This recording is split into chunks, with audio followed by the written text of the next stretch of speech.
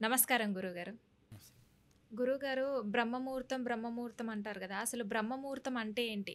ఆ సమయంలో మనం ఏ ఏ పనులు చేస్తే మంచి జరుగుతుందంటారు? అమ్మ, బ్రహ్మ ముహూర్తము అంటే రాత్రి చివరి జామును అంటే సూర్యోదయానికి ముందు ఉన్న కాలాన్ని బ్రాహ్మీ ముహూర్తము అని అంటాం. ఈ బ్రాహ్మీ ముహూర్తాన్ని పూర్వకాలంలో ఋషులు మహర్షులు ఆ దేవతలకు ఏమని చెప్పారయ్యా అంటే, స్వామి మీ కోసం మీ అనుగ్రహం పొందడం కోసం మేము నిద్రను మానుకుంటాము.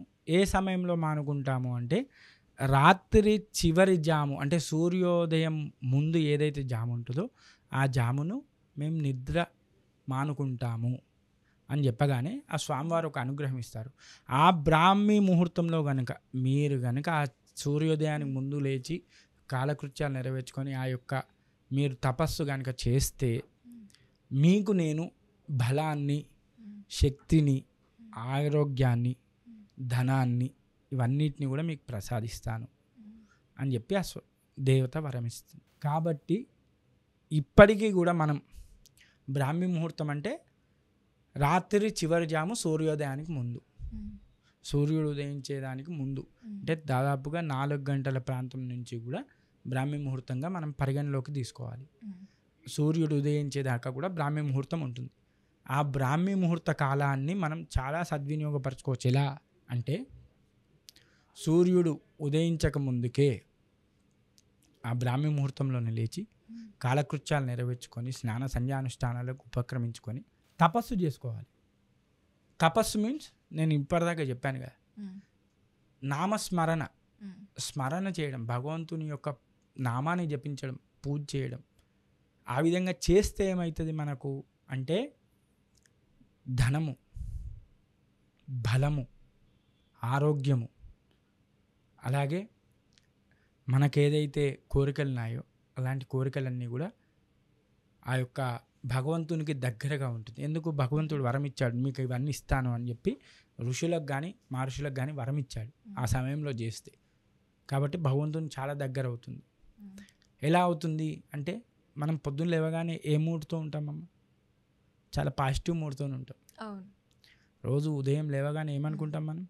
ఈరోజు స్వామి నాకు అంతా మంచి జరగాలి, మంచిగా నడవాలి అని కోరుకుంటాం తప్ప స్వామి నాకు ఇవాళ పొద్దున్న లేచినా నాకు చెడే జరగాలని ఎవరు కోరుకో. అంటే ఒక పాజిటివ్ ఎనర్జీతో మనం నిద్రలేస్తాం. కాబట్టి ఆ నిద్ర లేచిన సమయంలో మనం పాజిటివ్ ఎనర్జీతో ఉంటాం. కాబట్టి ఆ పాజిటివ్నెస్ను ఇంకా పెంపొందించుకోవాలంటే ఆ బ్రాహ్మీ ముహూర్తంలోనే సాధ్యమవుతుంది. ఎలా సాధ్యమవుతుంది అంటే మనం బ్రాహ్మీ ముహూర్తంలోనే తపస్సు, యోగా అవన్నీ చేస్తున్నాం అనుకోండి, ఏమవుతుంది? మనకు ఒక పాజిటివ్నెస్ వస్తుంది, ఒక స్వచ్ఛమైన భావన వస్తుంది మన మనసులో ఆటోమేటిక్గానే, ఒక తేలికైన భావన. ఆ తేలికైన భావనతో మనం ఏం చేస్తామంటే చాలా ప్రశాంతమైన నిర్ణయాలు తీసుకుంటాం. ప్రశాంతమైన నిర్ణయాలు తీసుకోవడం ద్వారా ఏమవుతుంది? మన జీవితం చాలా సక్రమంగా సాగుతుంది. ఇలాంటి వివాదాలకు పోవద్దు అనుకుంటాం. అలాంటి మనస్తత్వం ఎప్పుడు వస్తుంది అంటే మనం బ్రాహ్మీ ముహూర్తంలో లేచి ఆ యొక్క పూజా విధానం, ఆ యొక్క తపస్సు కనుక చేసుకుంటే, ఆ యోగా కానీ ప్రాణాయామం కానీ ఇవన్నీ కూడా ఆ యొక్క తపస్సు నుంచి ఉద్భవించినవి.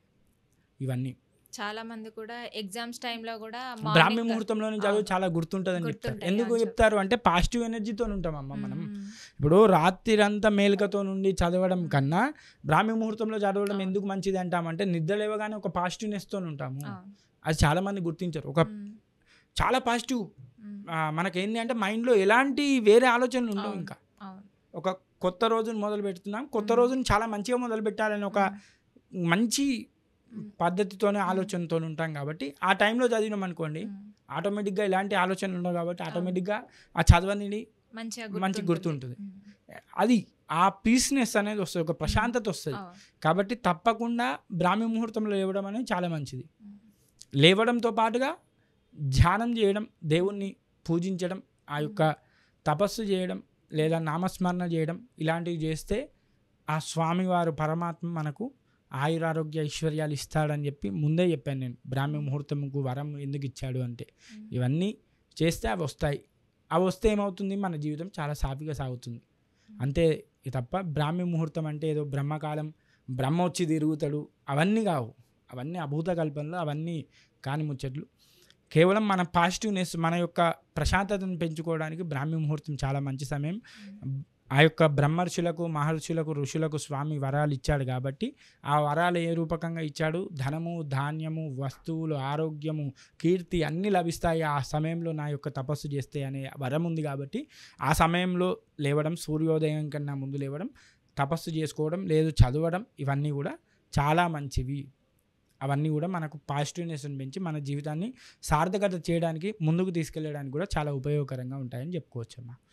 అసలు ఆ పేరెందుకు వచ్చింది గురుగారు బ్రహ్మముహూర్తం అని? బ్రహ్మ సమయం అమ్మ. అంటే వీరంతా కూడా ఈ ఋషులందరూ కూడా కేవలం బ్రహ్మ గురించి తపస్సు చేసి బాగా ఉంటారు. ఉమ్, ఆ సమయంలో ఆ వీరందరికీ నిద్రను తజింపజేయడానికి, అంటే మేమందరం స్వామి ఉమ్, నిద్రను మీకు అర్పిస్తున్నాము, వదిలిపెడుతున్నాము ఒక జాము నిద్రను, అంటే వేకో జామును నిద్రను వదిలిపెడుతున్నాము. ఆ సమయం అంటే బ్రాహ్మీ సమయము అనేది బ్రహ్మకు వరం ఇవ్వాలి కాబట్టి, బ్రహ్మ వరం ఇచ్చాడు కాబట్టి ఆ సమయాన్ని మనం బ్రాహ్మీ సమయం అని చెప్పుకోవాలి. ఓకే. అంటే బ్రహ్మ కోసం వీళ్ళందరూ కూడా తపస్సు చేసి నిద్రను మేము ఒక జామును హరింపజేస్తాము అని చెప్పి ఋషులు, మహర్షులు అందరూ కూడా చెప్పారు. అప్పుడు ఆ బ్రహ్మ వరం ఇచ్చాడు. ఏమని? మీకు ఇవి ఇస్తాను, ఉమ్, ఈ సమయంలో ఎవరు చేసినా కూడా వారికి ఇవి లభిస్తాయి ఉమ్, అని చెప్పి వరం ఇచ్చాడు కాబట్టి దాన్ని బ్రాహ్మీ ముహూర్తము లేదా బ్రహ్మ సమయము అని అంటాము. ఓకే. ఓకే గురుగారు, బ్రహ్మముహూర్తం గురించి చాలా చక్కటి వివరణ అందించారు. ధన్యవాదాలు.